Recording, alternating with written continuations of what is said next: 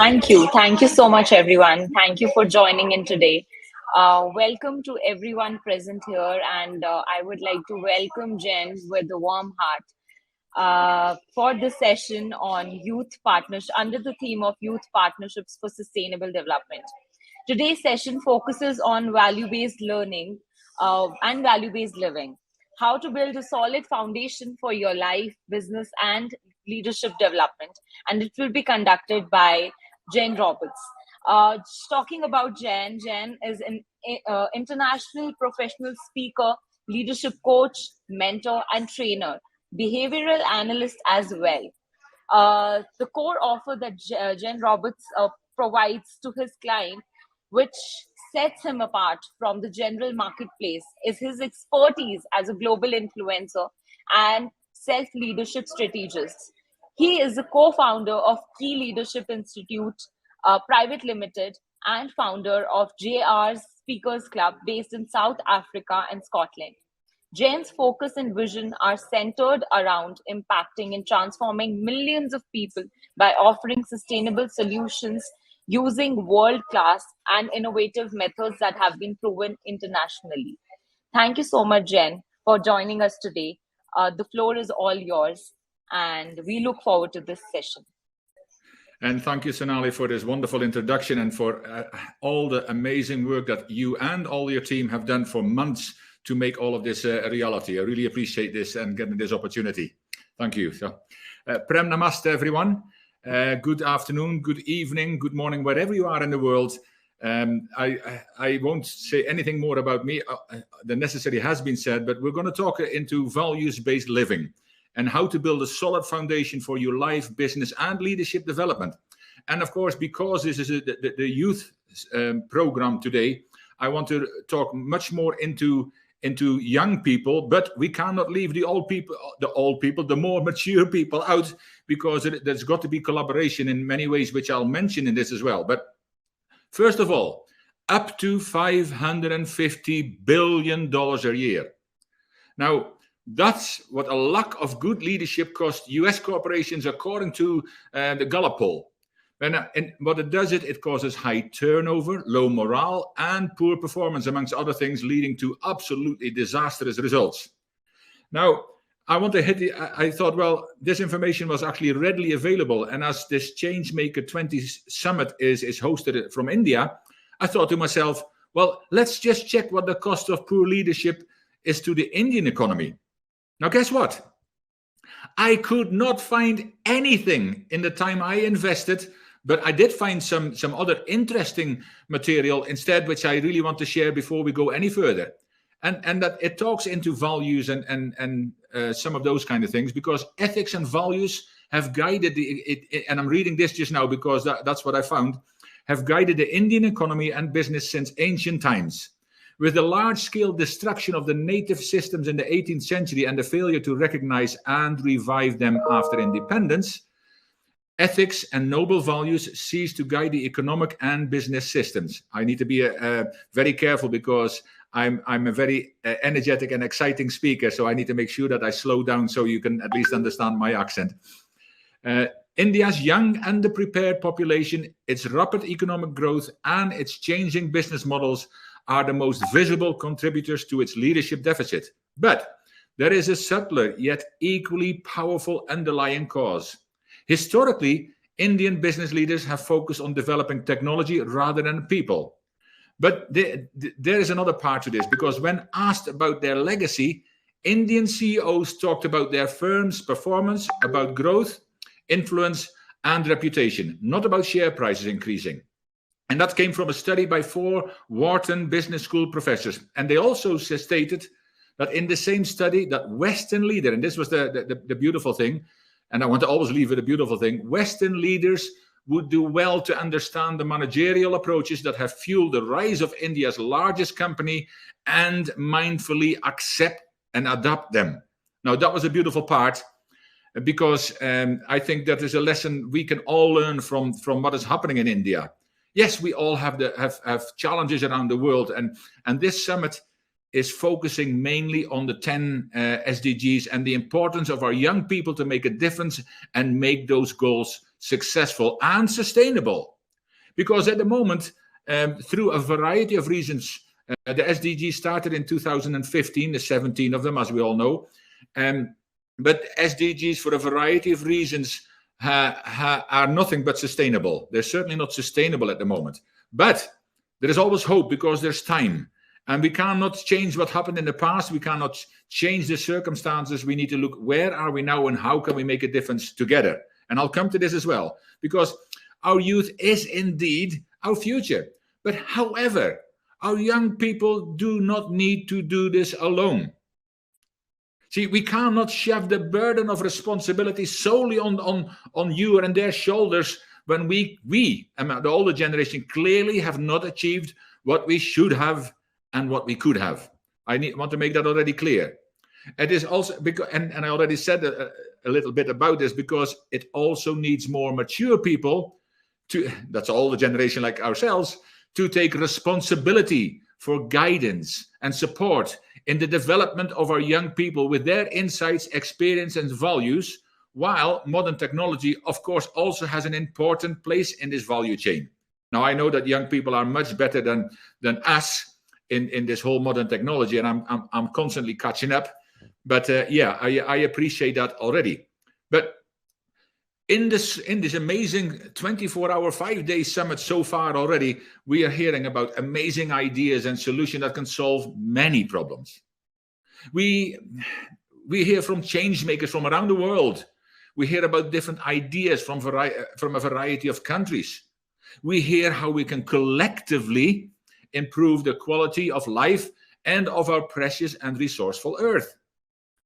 And we're also hearing many things, and I've had the privilege and pleasure of attending quite a few different sessions so far, but we're hearing many things from amazing technologies to programs, processes, and procedures we must implement. But at the same time, we must realize that every person matters. Now, here I'm actually thinking of something an amazing international leader said in a conference I attended 30 years ago. Yeah, that shows me my age, I suppose, which was in connection with, maybe most of you probably can't remember because you might not be old enough, but it was in connection with saving the whales in the early 90s. But we were all talking about how to save the whales, but he said, when we save the people will save the whales. And I'm going to bring this into context of where we are now, right now, especially with growing hunger and poverty. And yes, Anoop and Sonali really guided us and helped us and supported us so much in the last few days. My wife spoke yesterday, and the day before I spoke I was the moderator of a panel of 5 global change makers who actually all came from South Africa about food security. And the statistics are horrendous. I don't even want to repeat them here, but I want to take this into that context. Because let's face it, we can do what we try, and when we try where we're at, because that's where we need to start. But when people are hungry and cold, they will not think about saving trees for climate change. And there was climate change just before we started here with a great panel of young people, or any other SDGs for that matter. No. What will happen is they will cut down that particular tree or the trees around them to provide heating for their family. If they can't have food, at least they need to have some heating. And that is also a major challenge. I'm just keeping an eye that there is no messages at the moment. But, you know, this is something that is most important. And another part is when young children are sitting in school benches and are hungry, and that happens a lot around the world, because they cannot even remember when they had their last meal. They cannot concentrate while their belly is constantly rumbling.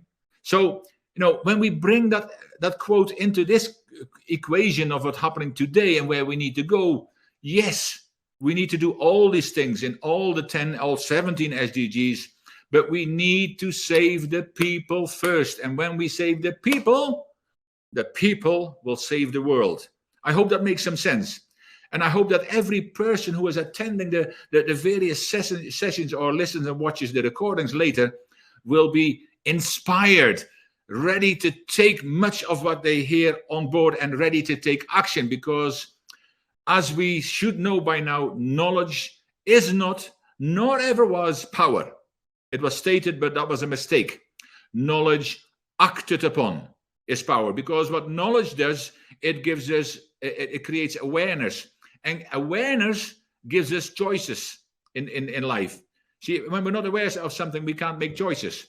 And so much happens now that people watch one thing and they don't make a choices, yes or no, that's about it, but they follow. And we should really have different awarenesses from around the world and around their own countries and around their own cultures, various cultures, on what we can do to make a difference. And is it this, or is it that, or is it something else? But if we only have one choice, then it becomes very limited.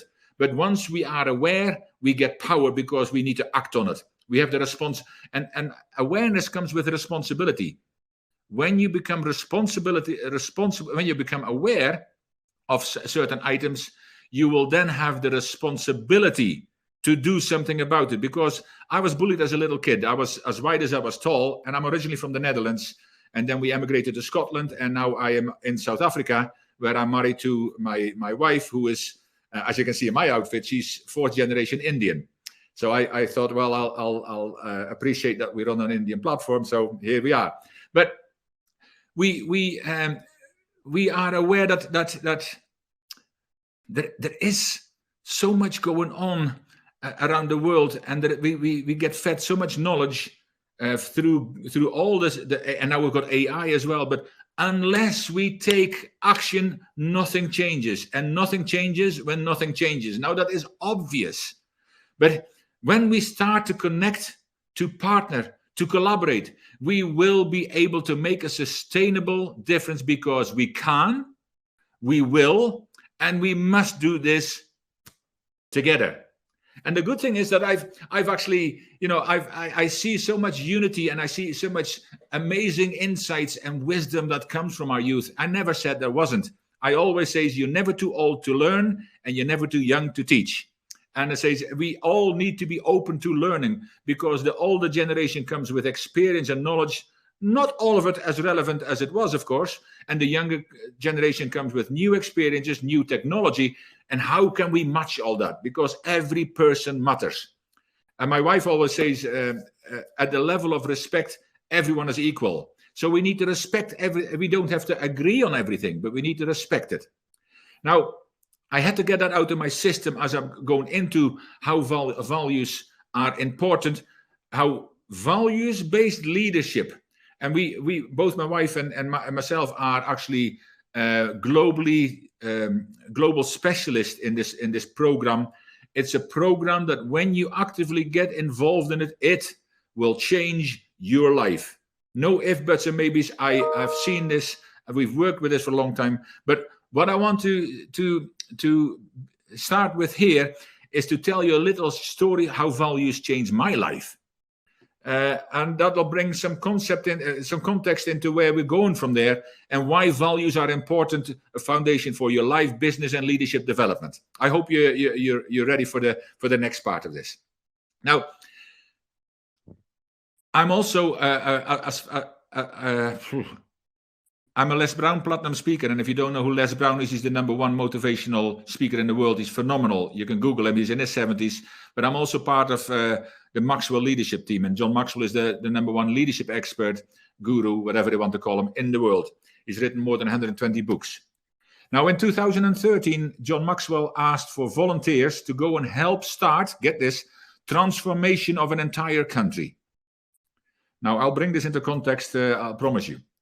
And I thought, well, I will never be asked this again. I've done personal development. I came from the inspection industry, pipeline inspection. I was one of the few experts in the world. I never hated my job, but we all have that little voice inside of us. And some of you say, no, I don't. That voice that just said, no, you don't. That's that little voice. And we all have that voice inside of it. And my voice said, there is more for you to do in this world. You were born to stand out. And you're all born to stand out. You're not born to fit in. You are born miracles, and you have a life that is worth living, and a life that matters. You just need to make it matter, because it is 2 days in your life that actually are the most important. The day you were born and the day you discover why.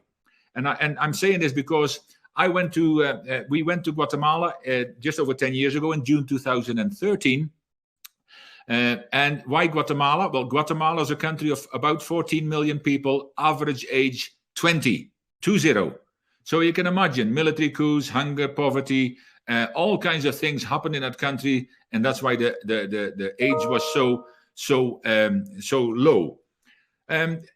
But when 150 of us from around the world volunteered to go there, and there first of all, there I came across a program of values-based leadership, which Artie and myself, my wife, Dr. Artie, and myself call sustainable personal development, and I will get to that as well. But I came across this for the first time, and we trained for 3 days in this program, also with interpreters, because Guatemala is Spanish-speaking, and I missed that day in school. I speak kind of 5 languages pretty well. English is one of them. And then the next 3 days, we trained 19,000 facilitators in this program, and that training changed my life, and I'll tell you why. Because during this process, first of all, John Maxwell said the year before that when I joined the team, and it's one of his statements: once you have tasted significance, success will never be enough. I had no clue what that meant. No idea. Not the difference, at least. But when I went to Guatemala, I saw it, I felt it, I experienced it so much. I saw the joy and the gratitude in these people's eyes, but more so that we were going to help transform the people in Guatemala, help start it. But it transformed me. I got so much more of it. Some of us said we nearly felt guilty how much we got out of it. Because success is something you do for yourself. That could be anything. I don't say don't become successful, but significance is when you do things for other people. So training these people and the experiences we had there, I said, I want other people to feel what I felt in that week. That week that completely changed my life. So much so that on the way home, I quit my job. And I said, not because I hated my job. I quite liked it. I did a lot of training and teaching in the inspection industry. And because I have started personal development when I was 17, which is quite a few years ago, as you can see on the gray bits here. But I started that journey. And so for all these years, I used to take books with me about leadership. I've done coaching courses. I've done all that kind of development. And I realized when I was in Guatemala why I had to do all those kind of things to prepare me for the next stage in my life. And I think in this conference, you'll come on a lot of things and a lot of ideas and a lot of possibilities to collaborate that will impact the next stage in your life on a positive way. As long as you take action, as long as you start to connect with people, as long as you start to communicate, but also to build a solid foundation of values. So that is the little backstory of where it came from. So if you are ready to lead, and again, let me say that everybody's a leader. I'll explain that to you as well. If you are ready to take your life and leadership to the next level and beyond, based on a solid foundation of human values, and if you are ready to throw your heart in the ring rather than the towel, then you're at the right place at the right time, right now. Because it's great to leave a legacy. But think about it. How much better will it be when we can all live a legacy? That is something my wife and I have also discussed very often.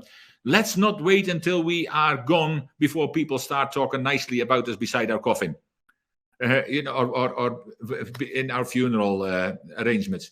But for that to happen, we need to collaborate. We need to partner. We need to work from the basis of values and walk this journey of discovery again together. You'll hear a lot about in the next half an hour of 25 minutes. But values-based living, there is a foundation on that. And that's what I'm going to talk in for the different parts of this that is going to make I can promise you, it will make a positive difference in your life as it has done in mine, as it does every single day.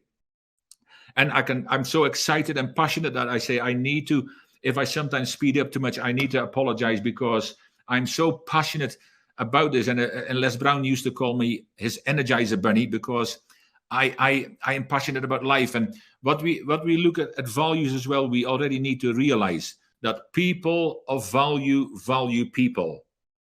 And this is all coming together now, because there is a foundation in all of this values-based living. And first of all, Les Brown, my friend and mentor, said many years ago, leadership is failing due to a lack of values. Now, when I do this on a live stage, people are going, yes, and we know that, because all they can think about is big leaders in the world, especially in the last 4 years. And it says, I don't do politics, so don't worry about it. I'm not going to mention any. But so there is finger pointing and agreement. And then I said, but hold on a minute. We are all leaders. We don't all lead at the same level, nor will we ever. We don't all lead the same amount of people, nor will we ever. That's going to be a choice. But we are all leaders, because leadership, and that's why instead of a leadership consultant, I talk much more about self-leadership strategist, because leadership starts with self-leadership, and self-leadership is all about personal development. See, if you want to know how you can guarantee that your tomorrow gets better, I'll tell you right now. The only way that you can guarantee, rather than finger pointing and blame, I call it blamestorming, blame everybody else, the government, the community, your family, your spouse, even the dog. But the only way you can guarantee that your tomorrow will be better is if you do something if you do something to positively impact your life today. If you work on your personal development every single day. It's not a nice to have, it's not a sometime thing, it's an everyday thing. And that's, if you develop yourselves every day, I can guarantee you, your leadership levels will rise without you even noticing it, but other people around you will. And you might have heard the quote, be the change you want to see in the world. I know it comes from an amazing person. I don't need to tell any of you. But what does that really mean? That means that we need to not only be, we need to become better, because the only person I always compete with is the person looking in the mirror. That's the only person I can change anyway. I can't change any of you. I can hope to inspire you, and so you will be motivated that you will change yourself. That's the best I can hope for. But changing people, I have enough problems changing the person looking back in the mirror every day. So that's a full-time job. But it is something like, if you want to be the change, that if you want more change, if you want to see better change, and I hear so many wonderful things from all the young people and all the panel members and all the change makers in this summit already, then we need to become better. We need to do more so we can be more and so we can offer more. I hope that makes sense. But there is also a lot of injustices going on around the world. As I said, I was bullied as a little kid, so bullying, the need to control, negative use of power, gender-based violence, wars, and lately the terms gaslighting, cancel cultures, never mind what I've already mentioned, hunger, poverty, corruption, the list goes on and on and on. And a lot of that is because there is no value system in place by the people who do those kind of things. Because if you live with values, when you live with values, none of those kind of things should happen. We can all make mistakes. Of course we can all make mistakes. But what it really shows is not only that basic human values are not just important, but also hugely necessary for us as people to understand. Not only to understand, but also to communicate and build relationships as well as live together. See, there was a guy called Miles McPherson. He wrote a book called The Third Option. And in that he said, we as people around the world, we're 99.5% similar. That means we're only 0.5% different. And look how much we cannot agree, how much we fight with each other, how much of the wars and all the kind of stuff on that 0.5%. Because if you think about it, we're all skin, bones, heart, mind, and all those kind of things. But it's sometimes the skin color, the religion, the cultural differences, the political affiliations, all this, even sports affiliations make people fight. I love sports, but I will never fight for it. And I'm a martial artist, by the way, but I'll never fight. But when we talk about basic human values, it's not the values that hang on a wall that most people in the organization don't even know.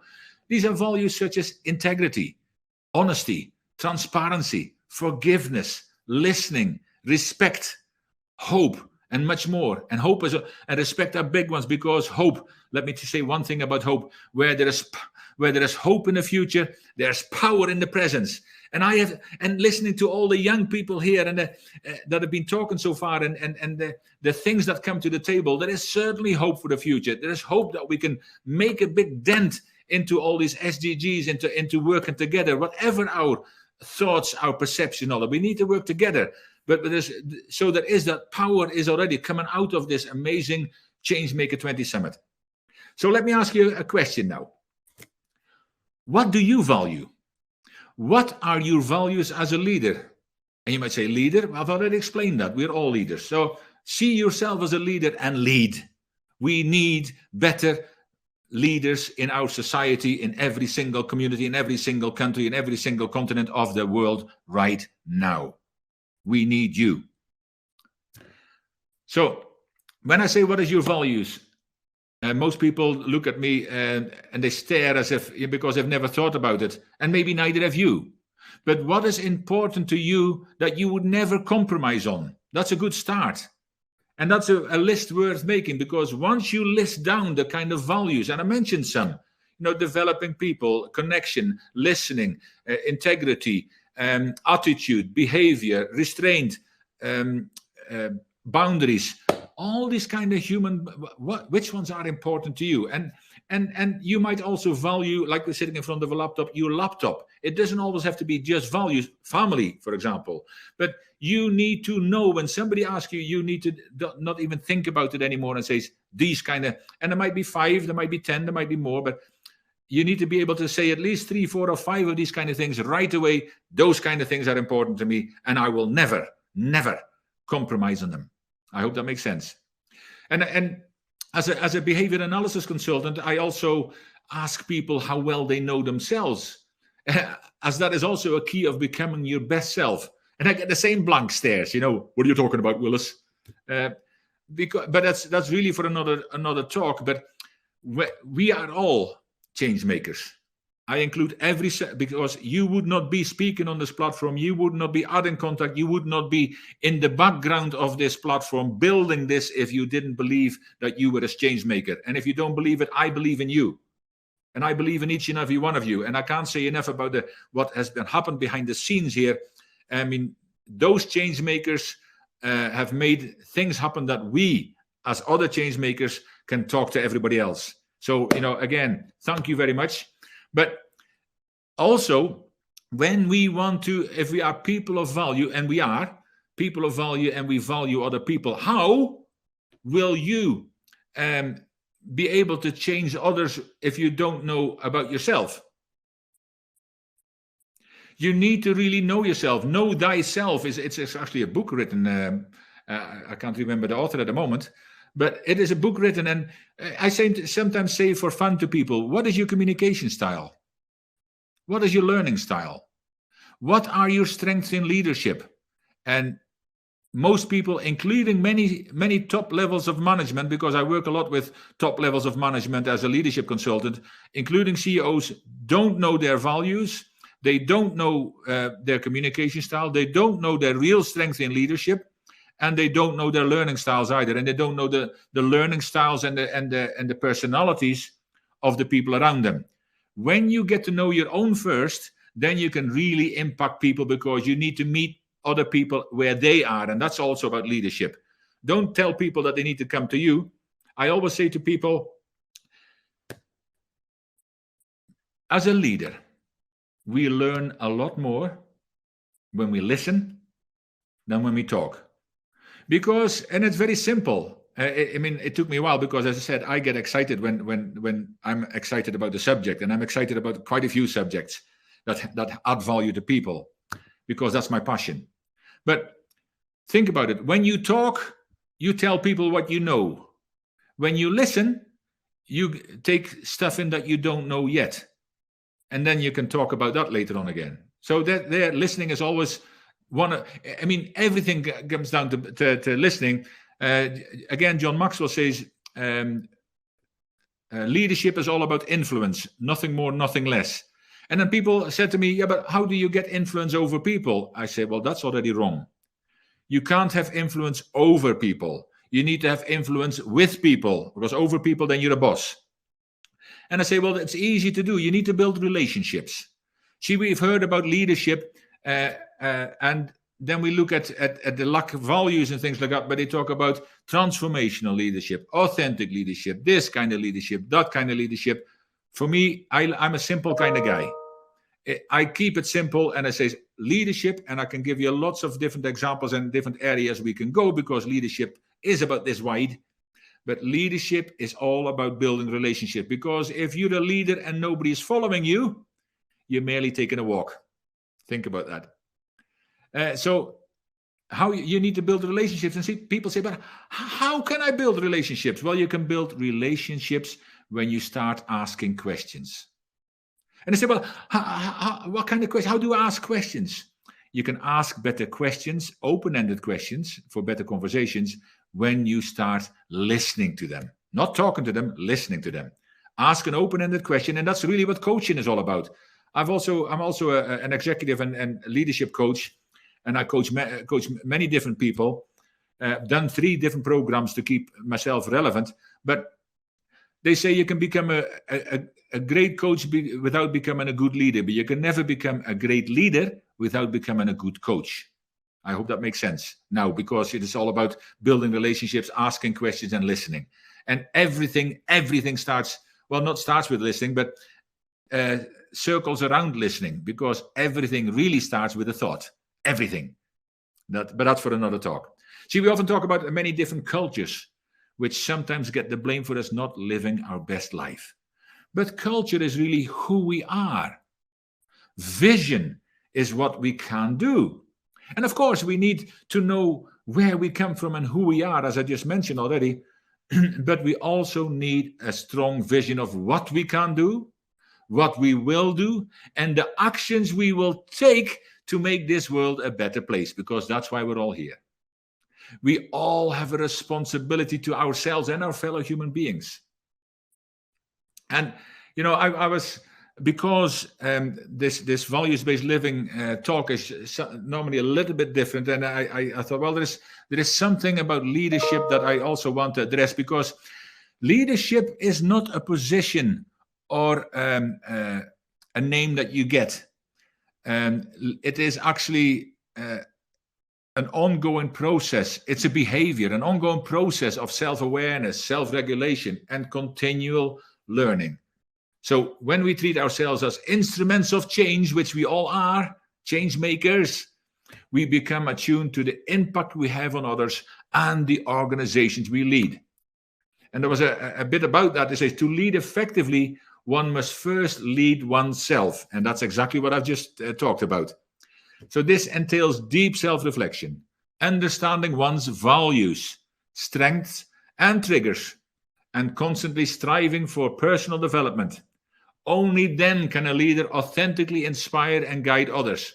That quote just came from me, Yan Chung Judge. I'd never heard of it before, and that's why I am not afraid to add other people's material into my talks and even read it, because it has had impact on me, and I hope that also makes sense for you. So, really, after all of this, how do you really do this values-based living thing? Now, values are absolute key to your success in life, business, your social environment, and of course, your leadership development. Walking the walk is the way to live well and to lead well. See, we have all, and because I'm a little bit older, we have all come across people who talk a good job. And I say, normally, when all is said and done, usually more is said than done. Think about that one. But I see here, and it warms my heart, I see so many young people and so many more mature people as well. But we're talking into the young people, and I want to congratulate each and every one of you for taking the time to be on this platform, for taking the time to talk on this platform, and for taking the time to be a change maker. in this world, whether it's in your community or in a wider space, but it begins with one. Remember Mother Teresa? She wanted to help one person to become better, and surely life would have been worth it to help one other person. And as I say, the rest is history. You can be a Martin Luther King. You can be a Gandhi. You can be all you want to be. When you decide to be, then find out how you're going to do it and take action. But walk that walk. See, don't just talk. And I know all of you, I'm talking to the converted. I know you're all walking that walk already, especially all these panel members I just saw before me, talking passionately about climate change and what some of their solutions are. It needs, every one of these SDGs needs a discussion, regular discussion. But it also needs the action. So therefore, we need to walk the walk. We can't just talk into others and do nothing ourselves. I mean, we need to talk to get the conversations going. As I said, if we can talk into people and inspire them to motivate themselves to become part of something, then that's wonderful, because we need to bring many more people around the world together to make a difference. But there's one thing for sure, without values, I can guarantee you, we are doomed for failure sooner or later. But it's going to happen, because you have got no foundation. And if you build a house in a swamp without a foundation, sooner rather than later, that house will sink and subside. So we must live an intentional life. That is where some of it comes from. And I've not got not much time left, but I really want to talk into this to give you some ideas. And if I say to you, do you have good intentions? I'm sure we all have good intentions. But when I talk about an intentional life, there is a difference. See, the difference is people who have good intentions might do something good occasionally, but people who live an intentional life do something good continually. Remember when I said earlier on, why don't we live a legacy rather than just leave a legacy? When you live an intentional life, that can happen. You can make it happen, and you will make it happen. Because live an intentional life, that means so many things. That means you need to wake up in the morning, and even if you decide to do one thing that day to make a difference, whether it's in your life, whether it's in somebody else's life, whether it's in your community, if you are intentional rather than waking up and you just go through life like they always say, hamsters on a treadmill, but that's many people go through life existing. You owe it to yourself to live the best life you can. And I can guarantee you, when you become intentional, and I do a whole talk about intentional living, but when you become intentional about the life you live on a daily basis, you will make a difference like you never believed from this day forward. I can guarantee you that. And you can quote me on that. Because it talks into significance. When you intentionally make a difference in somebody else's life, or some group, or some community, or some organization on a daily basis, the changes that you will make you a leader that people will look up to, because you value people, but you value yourself enough to also look after yourself. And that's also intentional. See, there's many things to live in an intentional life, but intentionality is also making sure that you live a life of values, first and foremost. And whatever you value, whether it's your religion, your family, your work, and all these kind of things, whatever order you put them in, we need to live and let live. We need to appreciate, as Arthi, my wife, Dr. Arthi said, at the level of respect, everyone is equal. So I hope that already makes sense. Then we must communicate more often and more effectively with each other. We should not be just communicating like this in a panel discussion or on a Changemaker 20 summit. We must communicate outside of this. We must find out who are the like-minded and the like-thinking people. And if they're not so yet, can we influence them in a way that they want to come on board with us because of the skills they bring to the table that they don't even recognize themselves yet? We need to empower others. We need to work together. We need to make sure that we also, as the older generation, work together with the younger generation, because, as I said, we cannot just shove it on your shoulders as young people and say, well, here you go. We made a mess of it. We never did enough. Here you go. Good luck with that. I hope you do it for your next generation. No, No, we have a responsibility. And I know this. And I'm talking to the older people who live in here, who are watching this now or in the recording as well. We have a responsibility to support, guide, and work with people from all ages and make sure that we can collaborate, because it's only together we can do more. But we need to communicate.